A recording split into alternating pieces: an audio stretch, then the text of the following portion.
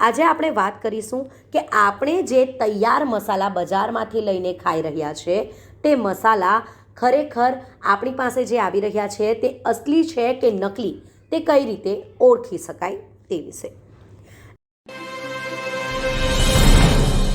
નમસ્કાર દર્શક મિત્રો, ખબર છે .com હું માલવિકા આપનું સ્વાગત કરું છું। મિત્રો, આજે આપણે વાત કરીશું મસાલા વિશે। જી હા, આપણે કોઈ પણ વાનગી બનાવીએ છીએ તે તમામ વાનગીઓ મસાલા વિના અધૂરી છે। વાનગીને સ્વાદિષ્ટ બનાવવા માટે તેમાં મસાલા નાખવા ખૂબ જ જરૂરી છે। આ સાથે જ મસાલા આપણા સ્વાસ્થ્ય માટે પણ અનેક રીતે ફાયદાકારક હોય છે। દરેક મસાલાનો અલગ અલગ ફાયદો આપણા સ્વાસ્થ્ય માટે હોય છે। ત્યારે આજે આપણે વાત કરીશું કે આપણે જે તૈયાર મસાલા બજારમાંથી લઈને ખાઈ રહ્યા છે તે મસાલા ખરેખર આપણી પાસે જે આવી રહ્યા છે તે અસલી છે કે નકલી તે કઈ રીતે ઓળખી શકાય તે વિશે।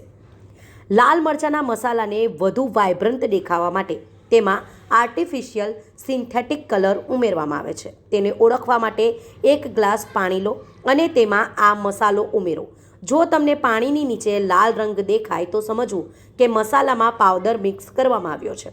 લાલ મરચાંના મસાલાને વધુ વાઇબ્રન્ટ દેખાવા માટે તેમાં આર્ટિફિશિયલ સિન્થેટિક કલર ઉમેરવામાં આવે છે। તેને ઓળખવા માટે 1 ગ્લાસ પાણી લો અને તેમાં આ મસાલો ઉમેરી દો।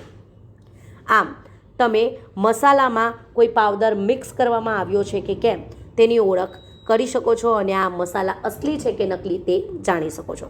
ત્યારબાદ વાત કરીએ તજની, તો નફાખોરો તજમાં કેશિયાની છાલ ઉમેરે છે। તે વાસ્તવિક છે કે ભેળસેળવાળું છે તે જાણવા માટે એક કાગળ પર તજ ફેલાવો। વાસ્તવિક તજનું સ્તર થોડું વળેલું હોય છે, જ્યારે કેશિયાની છાલ અંદર ઘણા સ્તરો હોય છે। આમ જો ઓરિજિનલ હોય તો તેની અંદરની છાલ વધુ વળેલી નહીં હોય અને જો ડુપ્લિકેટ હોય એટલે કે કેશિયાની છાલ હોય તો તે અંદરના ભાગે ઘણી રીતે વળેલી દેખાઈ આવે છે। ત્યારબાદ વાત કરીએ હળદર એટલે કે હલ્દીની, તો નકલી અને અસલી હળદર શોધવા માટે 1 ગ્લાસમાં પાણી રેડવું।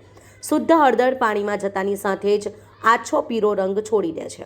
જો કે જો હળદરમાં ભેળસેળ હોય તો તે ઘાટો રંગ છોડી દેશે। જો આવું થાય તો સમજી લો કે હળદરનો પાવડર નકલી છે।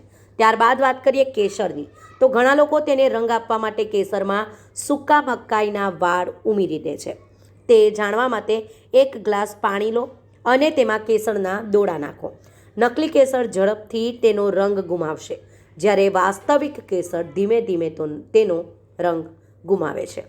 ત્યારબાદ વાત કરીએ ધાણા પાવડરની, તો ઘણા લોકો ધાણા પાવડરમાં ઈંટો અથવા લાકડાનો ભૂકો નાખે છે। તે જાણવા માટે એક મોટા વાસણમાં પાણી નાખીને તેમાં ધાણા પાવડર છાંટો। જો મસાલામાં લાકડાનો વહેર અથવા કોઈ પણ ભેળસેળ હોય તો તે તરત જ ટોચ પર અલગથી તરતા લાગશે। આમ તમે જાણી શકો છો કે તમે જે વાપરી રહ્યા છો મસાલા ઘરમાં બજારમાંથી તૈયાર લાવીને તે મસાલા ઓરિજિનલ છે કે કેમ। તમે જે મસાલા વાપરી રહ્યા છો તે નકલી તો નથી ને, તેની જાણકારી તમે આ રીતે લઈ શકો છો।